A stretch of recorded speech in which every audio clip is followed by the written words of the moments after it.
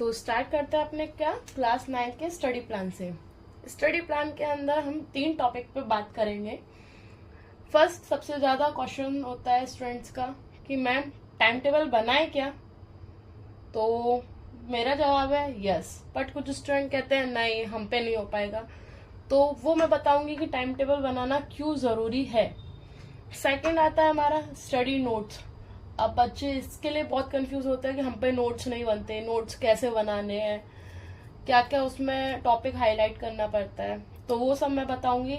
Third आएगा हमारा chapter reading, कि चैप्टर रीड कैसे करें। हम चैप्टर रीड करेंगे तभी तो हम स्टडी नोट्स बना पाएंगे। तो इन सब टॉपिक्स पे बात होगी मेरे आज की क्लास में। तो hello students, welcome back to your channel both path and I am your educator Deepti. इस चैनल पे कंप्लीट कराते हैं एनसीईआरटी और सीबीएसई के साइंस और मैथ के चैप्टर डिटेल के साथ, फिर उसकी करते हैं हम वर्कशीट।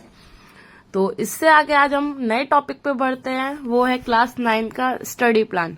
बच्चे बहुत दिन से इस चीज का वेट कर रहे थे कि मैम स्टडी प्लान लेकर आए, तो आज मैं लेकर आई हूँ आपके लिए स्टडी प्लान। तो स्टार्ट करें। तो स्टूडेंट्स, टाइम टेबल बनाना मैं बोलूंगी जरूरी है, क्योंकि अगर टाइम टेबल होगा तो आप उस टाइम के हिसाब से अपने आप को पढ़ाई करने के लिए फोर्स कर पाएंगे कि नहीं, हमने ये टाइम टेबल बनाया है, मंडे टू सैटरडे है या मंडे टू संडे है, मंडे टू संडे। आप अपने हिसाब से ये टाइम टेबल बना सकते हैं, बट मैं प्रेफर करती हूँ 2 टाइम टेबल। पहला मंडे टू सैटरडे और एक स्पेसिफिक संडे। अब बोलोगे मैम 2 टाइम टेबल क्यों?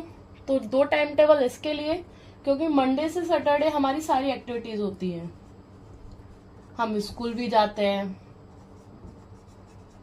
स्कूल के बाद बच्चे कोचिंग भी जाते हैं, कोई एक्स्ट्रा एक्टिविटीज के लिए भी जाता है, कोई स्पोर्ट्स है या कोई और कुकिंग क्लास है, आर्ट क्लास है, डांस क्लास है। तो बहुत सारे बच्चे आजकल एक्स्ट्रा एक्टिविटीज करते हैं और मैं कहूंगी यस, करनी भी चाहिए। इससे हमारा माइंड डेवलप्ड होता है। अगर आप नहीं करते हैं तो प्लीज थोड़ा टाइम इसके लिए भी निकालिए, और हमारा मूड भी रिलैक्स होता है। अगर हम ये सब पढ़ के बोर हो चुके हैं तो थोड़ा हमारा ये फ्री और एंजॉय टाइम होता है कि हम थोड़ा रिलैक्स कर पाते हैं इस टाइम पे। तो इसलिए हमारा मंडे टू सैटरडे ये सब चीजों में बिजी रहता है। स्कूल से आते हैं बच्चे, कोचिंग चले जाते हैं, कोचिंग से आते हैं एक्स्ट्रा एक्टिविटीज के लिए चले जाते हैं, फिर थोड़ा बहुत टाइम पढ़ने के लिए भी निकालते हैं। बीच बीच में हमारा स्टडी टाइम भी निकालना है ना, स्टडी करते हैं, फिर हमारा स्लीपिंग टाइम हो जाता है।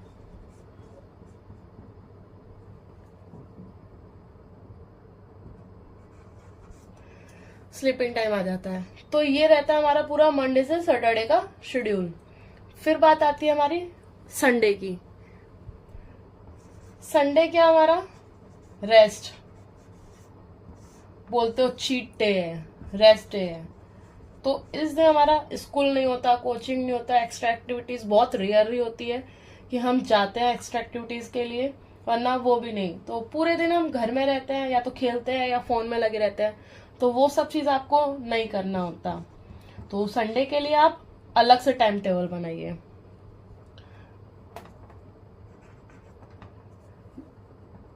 और अगर मंडे से सैटरडे आप 4 आवर्स की स्टडी कर रहे हो, तो मैं सजेस्ट करूंगी आपको संडे को कम से कम नहीं तो 6 आवर की स्टडी प्लान जरूर बनाना है।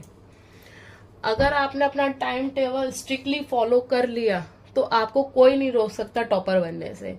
आपके 90% से ऊपर परसेंट आना कंफर्म है, कंफर्म।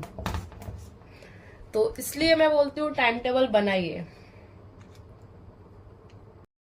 फिर हम नेक्स्ट टॉपिक पे बात करते हैं, वो है चैप्टर रीडिंग।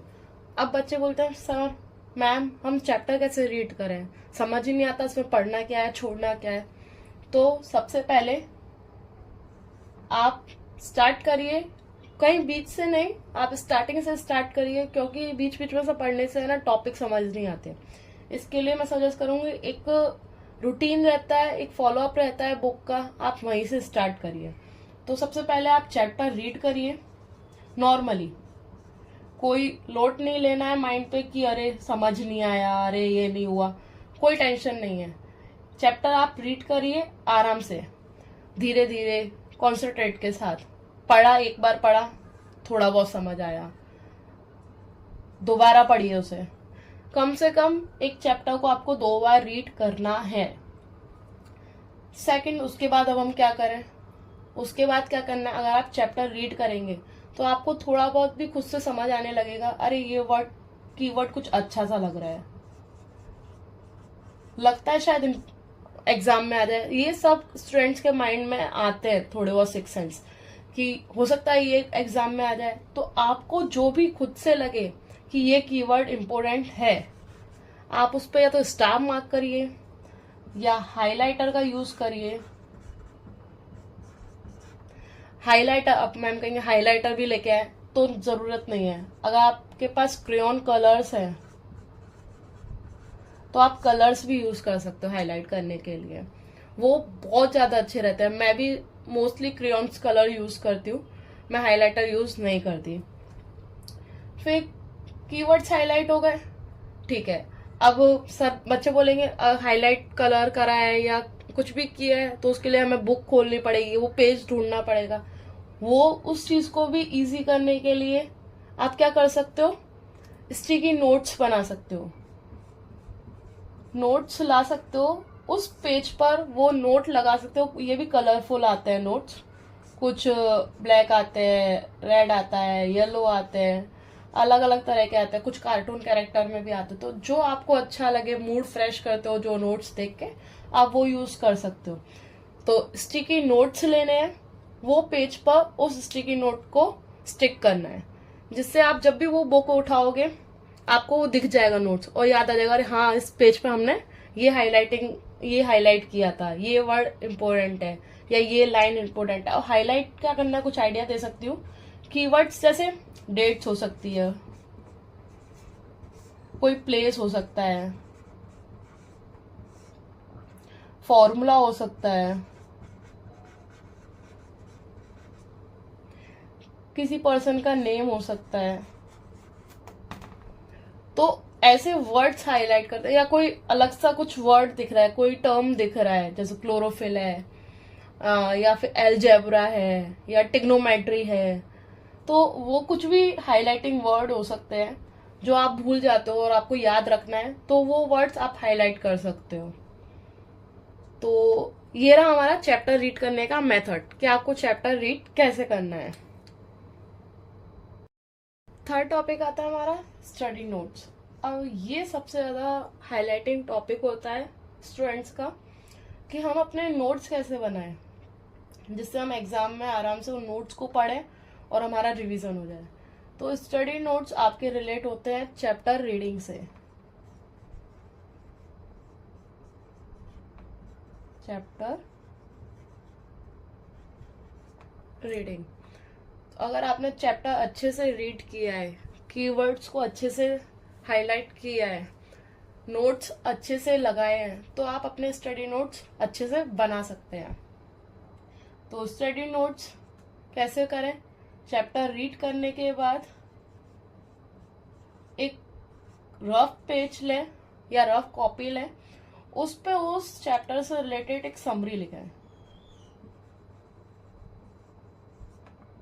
शॉर्ट में उस चैप्टर को लिखने का ट्राई करें कि उस चैप्टर में आपने क्या क्या मेन चीज पढ़ी है। मेन चीज पढ़ने के बाद एक छोटे फॉर्म में आपको चैप्टर मिल गया। अब आप खुद से कुछ उसमें 1-2 क्वेश्चन लिखें, ट्राई करें कि इसमें क्या क्या क्वेश्चन बना सकते हैं हम। आपने क्वेश्चन बना लिए, क्वेश्चन के बाद उसके अब आपको आंसर भी लिखने होंगे, तभी वो कंप्लीट होगा। तो उसके कुछ आंसर लिखें कि इस तरह से ये कंप्लीट हो सकता है। तो ये क्या हुआ, आपका जो इतना बड़ा चैप्टर था उसका एक आपको शॉर्ट में मिल गया समरी, आपके खुद के क्रिएट किए हुए कुछ क्वेश्चंस और आंसर आपको मिल गए। तो ये क्या हुआ, एक आपका शॉर्ट फॉर्म बन गया स्टडी नोट्स के लिए। एक छोटे फॉर्म में आपको एक चैप्टर बन के रेडी हो गया। तो आप पे ज्यादा टाइम नहीं है, पूरी बुक उठा के आप रीड नहीं कर सकते हो। तो मेन क्या करें, आप अपने खुद के समरी नोट्स उठाएं, रीड करें, क्वेश्चन देखें और आपका एक रिवीजन कंप्लीट हो जाएगा।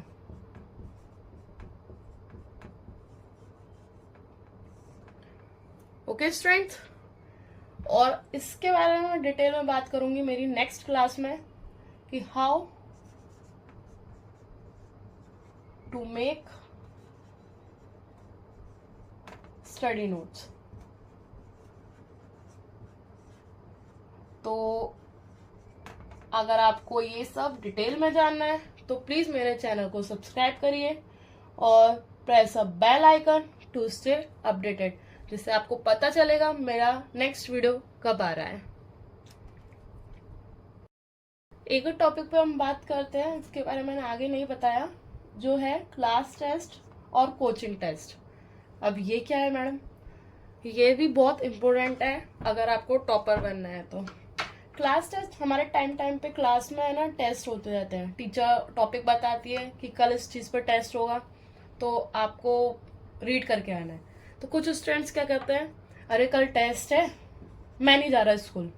अरे कल टेस्ट है, नंबर कम आएंगे, मैंने तो प्रिपेयर ही नहीं किया, मुझे नहीं जाना स्कूल। सब चिल्लाएंगे, मैडम डांटेगी, तो हमको टेस्ट अटेम्प्ट ही नहीं करना। तो यहाँ स्टूडेंट सबसे बड़ी गलती करते हैं अगर वो क्लास टेस्ट नहीं दे रहे हैं या कोचिंग टेस्ट नहीं दे रहे हैं। वो बात की बात है कि आपके नंबर्स कितने आए हैं, उसमें बहुत ज्यादा आए हैं, कम आए हैं, ठीक ठाक आए हैं।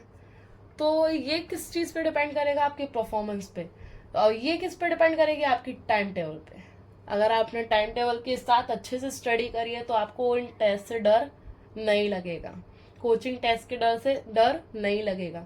आप इजीली टेस्ट दे सकते हैं। अगर सरप्राइजिंग टेस्ट भी होता है तो आप इजीली दे पाएंगे कि अरे हमने तो पहले से ही पढ़ लिया था, अभी हम पे इतना फोर्स नहीं है, आराम से रीड करेंगे, रिवीजन करेंगे अपने नोट्स से और टेस्ट दे देंगे।